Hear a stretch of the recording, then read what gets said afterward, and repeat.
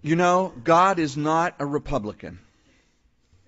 God is not a Democrat. He's not even an independent or Green Party or communist. God is God, and He is Lord of all. God didn't get elected. You don't get the choice to elect Him. You get the choice to serve Him or not serve Him. That's it.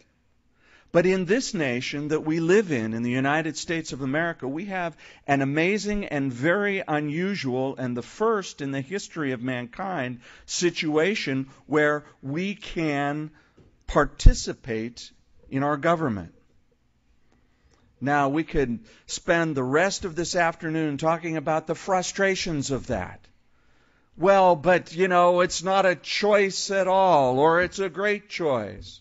Or, what does my one vote say? But it is important for us as believers and followers in Jesus Christ, having been given the opportunity, and I believe by the Lord's design and direction, it is our responsibility to participate by voting.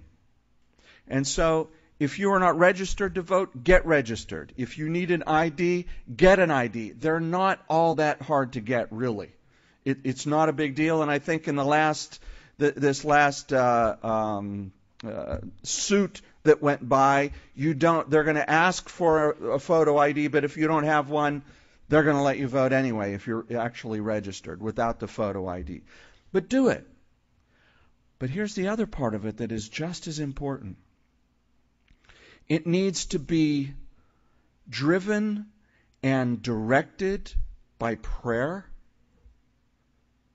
Actually, that's wrong.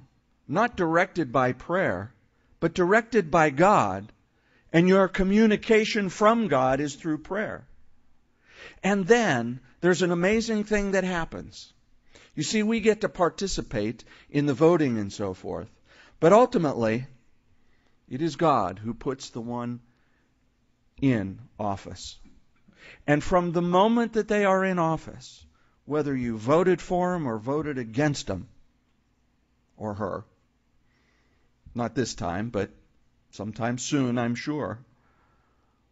We need to start praying at that point for our president. The Scripture is clear that we should pray for those who are in authority over us in the government. Paul said that during a time when he was under the authority of Rome, and Nero, who was not known to be friendly to Christians and was not known to be a righteous man. And what did he say? We need to pray for those who have authority over us, primarily so that we may be able to continue to do the good work God's called us to, which is to share the gospel of Jesus Christ. So, this is my encouragement to you, my strong encouragement to participate. To participate. If you're 18 years old, you should vote. You should vote. And make sure it's an informed vote, not only by the Lord, but avail yourself of all of the information that's available to find out, well, what does a candidate actually believe? What have they actually done?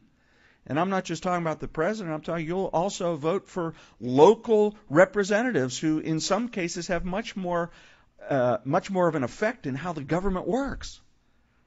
Take advantage of the information and prayerfully vote.